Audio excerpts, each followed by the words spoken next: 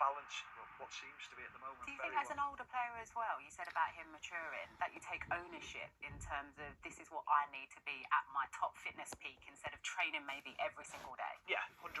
I think there's an element as well where you will speak to the sports scientists, the physios more because you feel more confident being able to go to them. Okay, so how can I prolong my career? What's the best thing that I can do?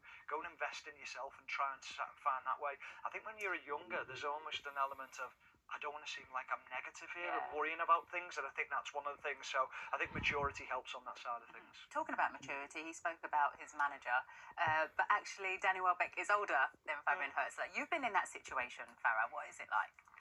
It's a strange one because I've always had managers a lot older, managers that I've always kind of looked up to, took a lot of knowledge from them, used their experiences.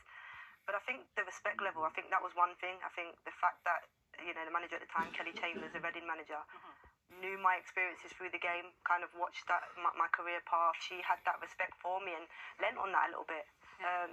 Was open to hearing from me and kind of how I see the game. And I think in that respect there, that relationship, I quickly adapted to that. Didn't see age as a problem. Kind of, thought she showed great maturity.